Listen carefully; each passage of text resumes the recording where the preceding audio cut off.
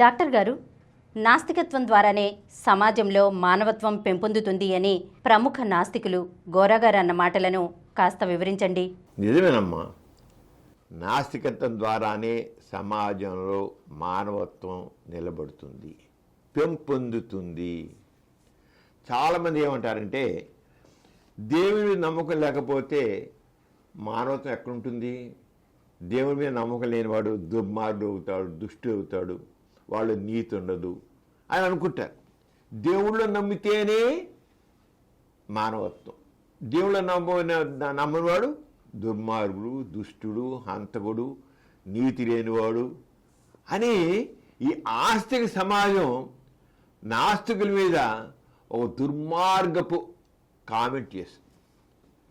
ఎందుకంటే మొదటి నుంచి ఆస్తికత్వం ఎప్పుడు వచ్చిందో పక్కన నాస్తికత్వం కూడా వచ్చింది. ఆస్తికుల కంటే నాస్తికులు ఇప్పుడు కూడా చాలా ఉత్తములుగానే కమడ్డారు.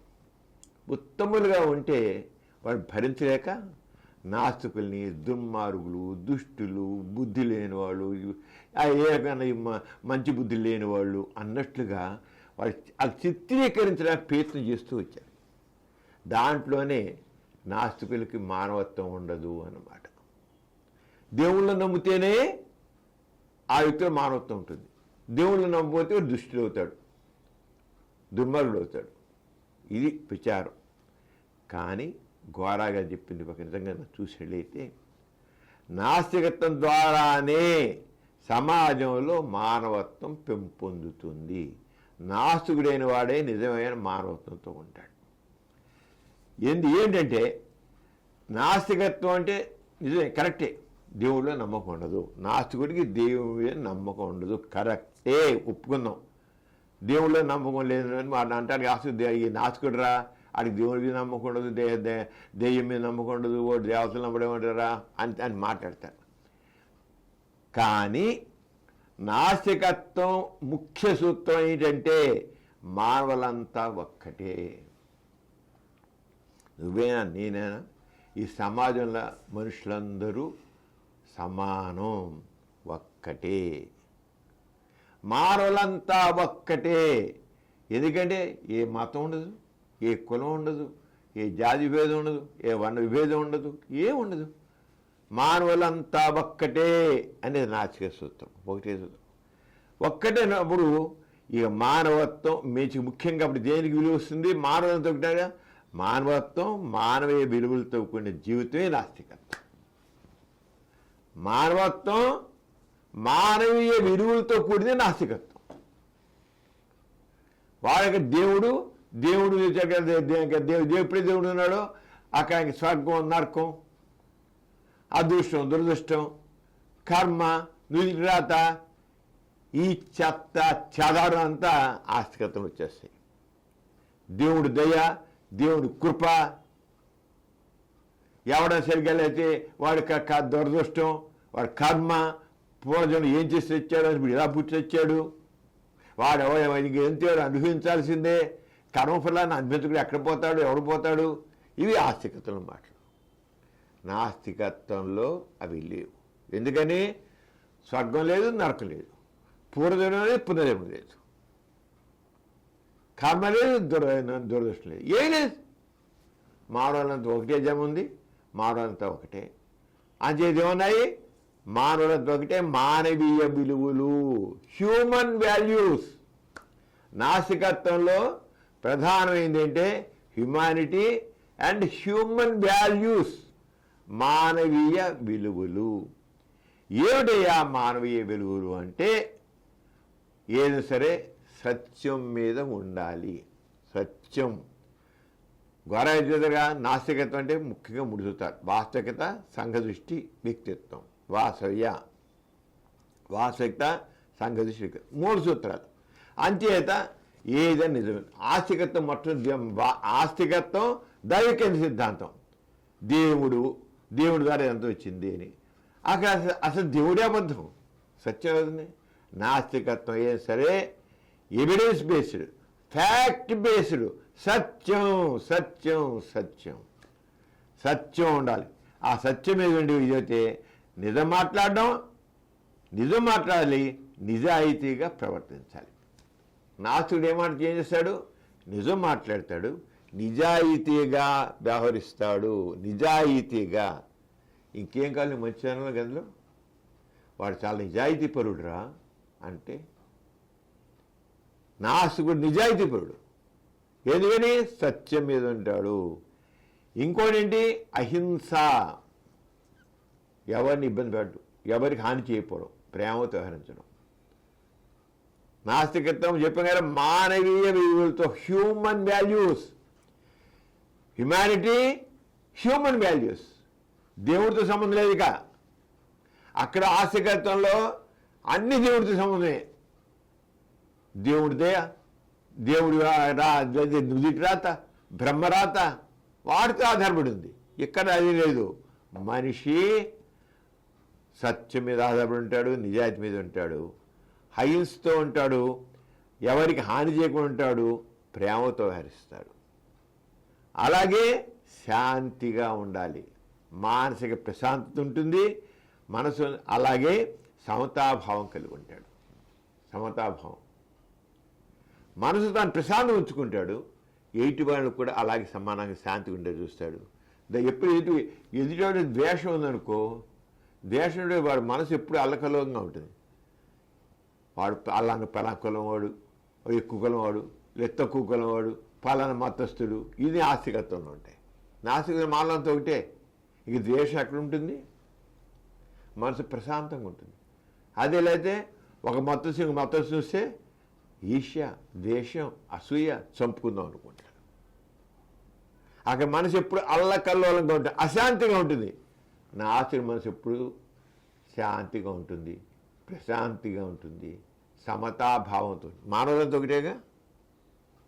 ఏంటి నాస్తికత్వంలో మరి మానవత్వం ఎలా వస్తుందంటే ఈ human values, humanity and human values. అంచేత ప్రేమతో శాంతితో మనసు ఉంటుంది, ప్రేమ ఇతరుల పట్ల దయ ఉంటుంది, అలాగే కరుణ ఉంటుంది, అనురాగం ఉంటుంది. ఇవన్నీ ఉంటాయి మనసులో. ఎందుకంటే ఆల్ ఆర్ ఈక్వల్. ఏ కులం వాడని కులం లేదక, మతం లేదు, జాతి లేదు, వర్ణం లేదు, ఏ విభేదం లేదు. అంచేత మనిషిలో ఏముంటుంది? ప్రతివాడి వల్ల ప్రేమ ఉంటుంది. అదే ఇంకో కులం వాడు ఇంకో కులం వాడి కోపం, ఒక మతం ఇంకో మతం వాడి మీద ప్రేమ, ఇంకో కోపం ఉంటుంది. నాస్తికతలు ఉండదే. All are equal. ఆడైనా వీడైనా వీడైనా ఎవడైనా ఒకటి. వాళ్ళకి అందరూ మనుషులే, ఆల్ ఆర్ హ్యూమన్స్. అలాగే న్యాయం, సమానత్వం, సోషల్ జస్టిస్ అంటాం. న్యాయం, all are equal before law అన్నట్లుగా న్యాయమే ఏదైతే న్యాయబద్ధంగా, సమానత్వంతో, సోషల్ జస్టిస్తో ఉంటుంది. ఇంకా హ్యూమన్ రైట్స్లో ఉంది సహనం. ప్రేమ అన్నప్పుడు సహనం ఉంటుందిగా, తప్పకుండా సహనం ఉంటుంది. అది హ్యూమన్. ఇతరుల అభిప్రాయాలను గౌరవించడం ఉంటుంది. తప్పైతే ఒకళ్ళు తప్పు చేసి వాళ్ళు తప్పు మాట్లాడతారనుకో, వాళ్ళు సహనంతో, బాబు నువ్వు చెప్పే దాంట్లో ఇది సరిగా లేదు, ఇలా నువ్వు ఇలా ఆలోచించు, నువ్వు అలా ఇలా ఆలోచించు, మనం న్యాయంగా దాంట్లో మరి న్యాయం అంటున్నాం కదా మనం. హ్యూమన్ దీంట్లో నిజము, సత్యం ఉండాలి, న్యాయం ఉండాలి, మరి సామాజిక న్యాయం ఉండాలి.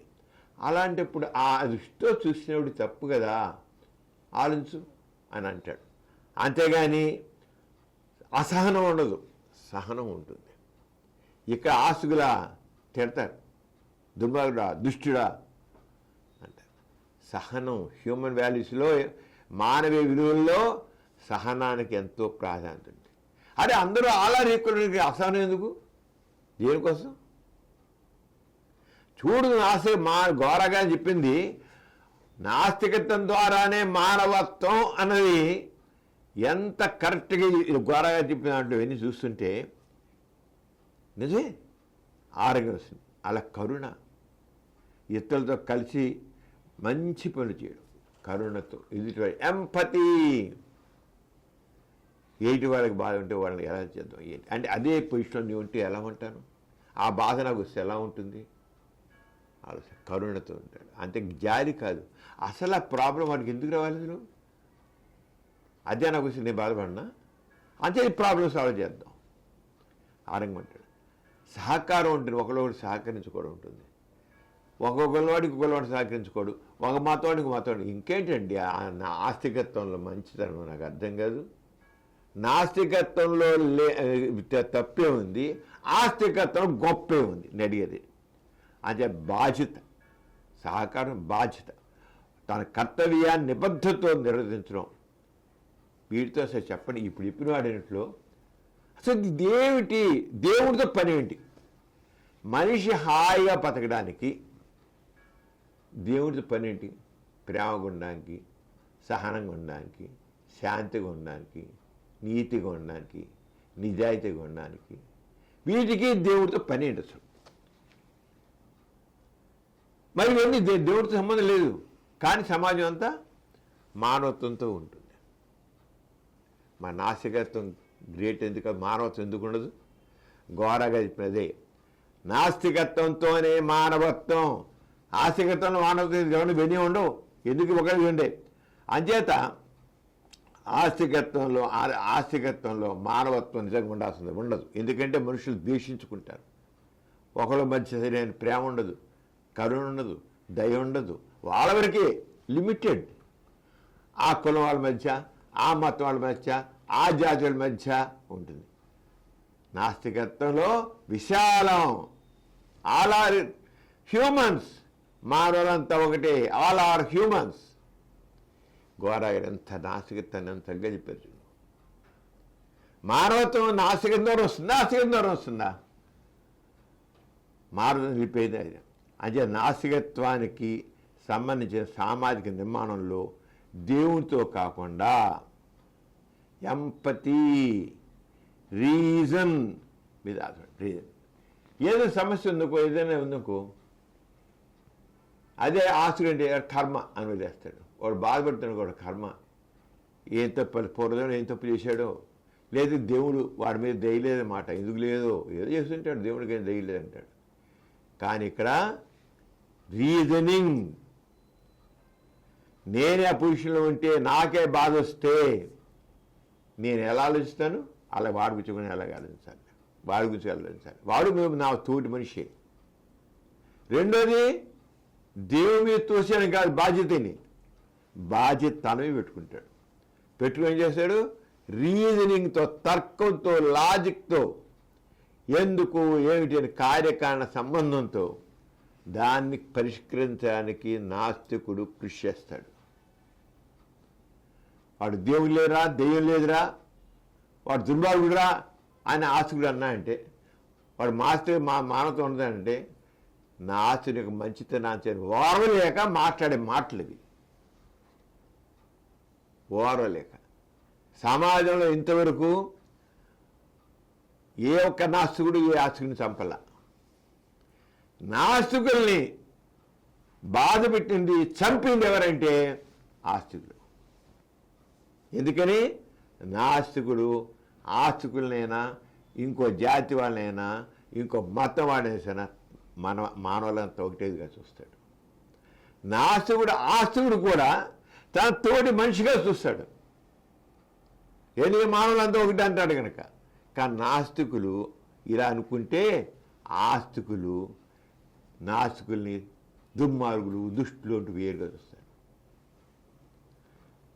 తీసుకో హిస్టరీ, ఎంతమందిని నాస్తికుల్ని ఎంత ఇబ్బంది పెట్టారు ఆస్తికులు. దేనికి మరి ఆ ఆస్తికుల్ని ఎవరిని ఎందుకు పెట్టలా? కారణం మానవత్వం. మానవులంతా ఒక్కటే అని భావన పెట్టాలి చేసినమాట. అంటే నాస్తికుడు బాధలో ఉన్నవాడిని చూసి వాడి కర్మ దురదృష్టం అని ఊరుకోడు. ఎవడు బాధించడు.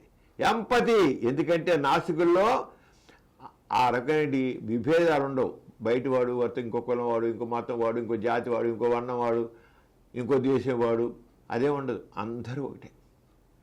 వాళ్ళు సహజసిద్ధంగా అంటే ఎంపతి, సానుభూతి కాదు, సహానుభూతిని, ఎంపతిని సహానుభూతి, తన తన తన మనసులో ఉండే అనుభూతి, సహానుభూతి అంటారు. ఎంపతిని తెలుగులో సహానుభూతి, సానుభూతి వేరు, సానుభూతి జాలి. సహానుభూతి అంటే ఎంపతి. ఎంపతితో వాడు అతని బాధ అర్థం చేసుకుంటాడు. రీజనింగ్తో అతని సమస్యల్ని విశ్లేషిస్తాడు. గోరాకి ఎంతగా చెప్పాడు చూడండి. అంచేత నా ఆస్తువులాగా దేవుడు క్షమించడనే భయంతో కాకుండా సామాజిక బాధ్యతగా మానవత్వంతో నాస్తికుడు ఆదుకుంటాడు. అక్కడేదో దేవుడి కోసం కదా కాదు, ఇది నా బాధ్యత, ఇది నా కర్తవ్యం, as a human being this is my duty అనుకుంటాడు నాస్తికుడు. ఒక మనిషిగా ఇది నా బాధ్యత అనుకుంటాడు. ఆస్తికుడు ఆడు నా మతం వాడు కాదు, నా కులం వాడు కాదు, నా జాతి వాడు కాదు, నా వర్ణం వాడు కాదు అనే మనిషిని, మానవత్వం ఎవరిలో ఉంది? నాస్తికుడిలో ఉందా, ఆస్తికుడిలో ఉందా? ఎంత చక్కగా చెప్పారు గోరాగారు చూడు, ఎంత చక్కగాను. మంచిగా ఉండటానికి దేవుడు శిక్షిస్తాడు అనే భయంతో ఆస్తికుడు వేస్తాడు. కానీ నాసుడు నిజమైన బాధ్యతగా తీసుకుంది. అక్కడేంది మంచిగా ఉండాలంటే, అమ్మో నేను సరిగా ఉండకపోతే దేవుడు శిక్షిస్తాడు అని ఏదో అలా అలా తీస్తాడు. ఇవ్వను కొంత చేస్తారు, కొంత ఆశకులు చేస్తారు. దేవుడు శిక్ష మనం సరిగ్గా చేయకపోతే దేవుడు శిక్షిస్తాడని భయంతో కాదు. నాసుడిది మాత్రం తన బాధ్యత, social responsibility, this is my duty అనుకుంటాడు నాస్తికుడు. అంచేత అదేదో అనుకో దేవుడికో పిలిచే భయం కదా. అంతే నాస్తికత్వంలో ఈక్వాలిటీ అండ్ హ్యూమన్ రైట్స్ కూడా అత్యంత ప్రాధాన్యత ఉంటుంది. ఈక్వాలిటీ, అందరు సమానంగా కావాలి. హ్యూమన్ రైట్స్, మానవ హక్కులు, నాకు ఏది కావాలనుకుంటున్నానో అది నీకు కూడా కావాలి. All are equal. హ్యూమన్ రైట్స్కి అత్యంత ప్రాధాన్యత నాస్తికత్వంలో ఉంటుంది. హ్యూమన్ రైట్స్ అందరూ మనం మొత్తం హ్యూమన్ రైట్స్ అని మాట్లాడతారు. కానీ మళ్ళీ అక్కడ వాడు వేరే కులం వాడు, వేరే మతం వాడు, వేరే జాతి వాడు, వేరే దేశం వాడు అని చూస్తాడు. అసలు మనం అందరికీ సమానమైన హక్కులు ఉన్నాయి, అందరికీ ఈ హ్యూమన్ రైట్స్. అది నాస్తికత్వం ద్వారా. ఈ హ్యూమన్ రైట్స్కి ఏదైనా హ్యూమన్ రైట్స్ కోసం ఎవరు పోరాడుతుంటే వాళ్ళు నాస్తిక చైతన్యం ఉండాలి. సరైన హ్యూమన్ రైట్స్ కోసం ఎవడైనా బాగా పోరాడాలంటే వాళ్ళు నాస్తిక చైతన్యం ఉందన్నమాట. అక్కడ దేవుడు అప్రధానం అయిపోతాడు. ఎంత మేరకు నాస్తిక చైతన్యం వస్తుందో అంత మేరకు మానవత్వం ఉంటుంది. ఎంత మేరకు నాస్తిక చైతన్యం ఉంటుందో అంత మేరకు మానవ హక్కులు ఆచరణలో పెట్టబడతాయి.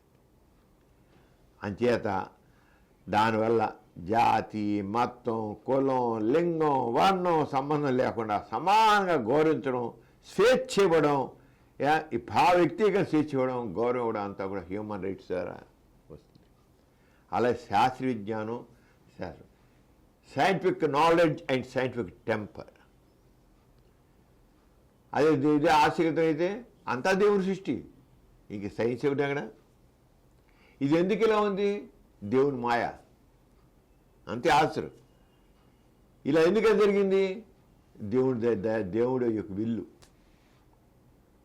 నో, ఇది ఎందుకు ఇలా జరిగింది, ఇది ఏమిటి అయింది, ఇది ఎందుకు ఇలా ఉంది అంతా కూడా సైంటిఫిక్ నాలెడ్జ్తో, సైంటిఫిక్ టెంపర్తో, సైంటిఫిక్ అనాలిసిస్తో నాస్తికత్వం ముందుకు వెళ్తుంది. అంటే శాస్త్ర విజ్ఞానం, శాస్త్ర దృక్పథం అనేది నాస్తికత్వంలో అత్యంత ప్రాధాన్యత. ప్రశ్నించడం, పరిశీలించడం, పరీక్షించడంతో మానవీయ కోణంలో సమస్యను చూడడం ఉంటుంది. దాంతో ఎప్పుడైతే మానవీయ కోణం చూస్తాకో ఈ రోజున ఎడ్యుకేషన్ చక్కగా అభివృద్ధి చెందిన, మెడికల్గా వైద్యం బాగా అభివృద్ధి చెందిన, సాంకేతిక టెక్నాలజీ ముందుకు అడ్వాన్స్ అయిన, సామాజిక సంస్కరణలు ఇచ్చిన, అభివృద్ధి ప్రోగ్రెస్ జరుగుతున్న అంతా కూడా దేనివల్ల? Scientific knowledge, scientific temper. దేవుళ్ళో నమ్ముతున్నంతకాలం ఈ సైన్స్ డెవలప్మెంట్ లేదు. ఎప్పుడైతే దేవుళ్ళో నమ్మకం తగ్గి నాస్తిక చైతన్యం వచ్చిందో సైంటిఫిక్ నాలెడ్జ్ వచ్చింది, సైంటిస్టులో పెంపొందారు. మొట్టమొదటి రోజుల్లో సైంటిస్టుల్ని అణిచివేసే చంపేశారు. హ్యూమన్ సైన్స్ మానవ మనిషికి సంబంధించినటువంటి సైన్స్ తెలుసుకోవాల్సి వచ్చాడు. మనిషికి వాడికి శరీర శాస్త్రం తెలియాలి, అసలు ఏమి రోగం ఎందుకు వస్తున్నాయి ఏంటి తెలుసుకోవాలంటే ఒక హ్యూమన్ బాడీ స్టేట్ ఎలా ఉంటుంది, అసలు శరీర నిర్మాణం ఎలా ఉంటుంది, ఈ వ్యాధులు ఏమవుతుంది తెలియాలంటే మనిషి కోసి పరిశీలిస్తే కానీ తెలియదు.